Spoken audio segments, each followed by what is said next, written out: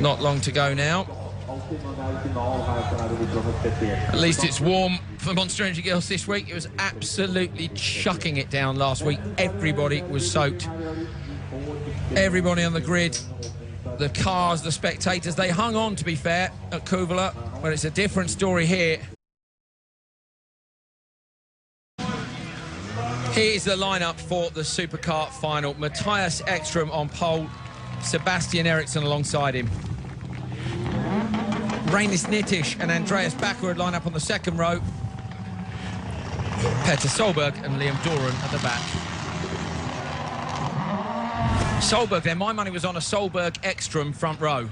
And instead, you know, we've got Ekström at the front, Solberg at the back. To me, if those were the hardest two to pick the win between. Now, with Petter at the back and Ekström at the front, really, I'm thinking Ekström. Yeah, but Sebastian Eriksson's going to give it all he can, because this is an opportunity for him. This is his first event at this sort of level, so he's going to be going absolutely flat out to try and get a win. You've got Backward and Nitish on the next row. They're battling out for the championship. They're teammates, so each one of those is going to want to put their stamp on this event. So it's going to be, if the semi-finals are anything to go by, it's going to be a hell of a race. We've had 4 events so far with 4 different winners. 3 of them are on the grid. Solberg, Backward and Nitish are there. Faust, of course, not here this weekend. Are we going to see a 5th winner in 5 rounds of the World Rallycross Championship? Or are we going to see our first double win of the year? Solberg admits he gets nervous. I'm kind of nervous, I have to say, coming up for this one. Backward, the visor is down. He means business. His fingers are up on the dash. The crowd are going nuts. They're really cheering for it. Everybody is on their feet. There's that ready to race board. It's in the air. Anti-lag's on. The revs are rising. Away from the line, really great start from Ekström. Who's been left? Nitish has been left for the line. Ekström's been done by Eriksson on the way down to the first corner, so Ekström slots into second place. Around the outside now, Liam goes straight with the Joker. Petter changing his mind. I think Petter's changed his mind. It's Eriksson from Ekström. Great start. I didn't quite see. I was focusing on Nitish, had been left on the start, massively bugged. But he saw Solberg look to go to the Joker, but he was behind 2 cars, so he might as well try not to, because otherwise he was going to be 3rd at the best. But then on the other end, he's lost time in there. But you think the win would have been impossible? Yeah, I do. I think it's all going to close up. Ekström, I wouldn't be surprised if he takes the Joker lap quite soon. Look how hard Eriksson puts it in. Eriksson puts it in there. Super sideways from Eriksson. Ekström is right behind him. Well, who do you fancy here? We've got a DTM champion in Ekström. He was very, very fast here last year. He's fast again. Is he going to miss out on the win just in the final? Sebastian Eriksson gets the Monster Energy Supercharge Award for being first into the first turn. Ekström's going with him. I think he's going to have to take a Joker early if he wants to try and get past. He needs to. Backwards, the first car's taking the Joker. He's in 4th. That's what he did in the semi-final. Got him to clean out. He's trying to do exactly the same now. Look how much curve Solberg is there, giving chase to Eriksson and Ekström. Eriksson, Ekström, Solberg is the order. Behind them, Backerud, Doran and Nitish have already jokered.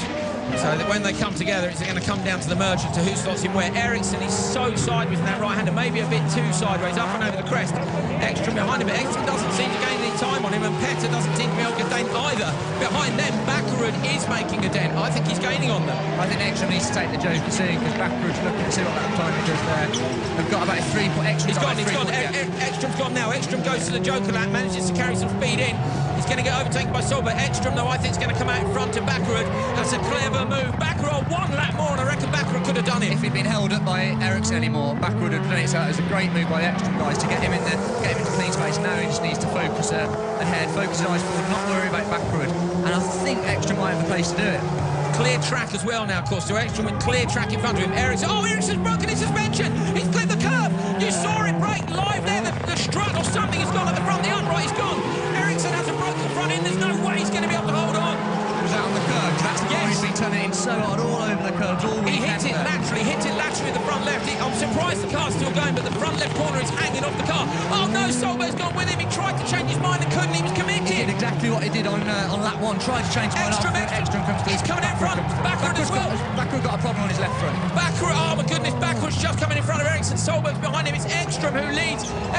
Eriksson's got past Backward. Eriksson's still going. His tyre's just given out or something on his left front. Backward's got a left left front problem as well. That's the same thing that's happened to him, but Ericsson's still going flat out with the left front wheel hanging off it. Fantastic. So both the Osberg Tennessee These two guys are going flat out and flat in sixth, and Solberg's trying to get through. These two have got a problem. Look, yeah, puncher, left front and backwards. That's it, backwards gone. Solberg's got past backwards, and Solberg now is on the hunt for the front two. Look at the front wheel. The front wheel's hanging off backwards car as well in the background, so double suspension damage for Osberg's. It looks like everything's moving around.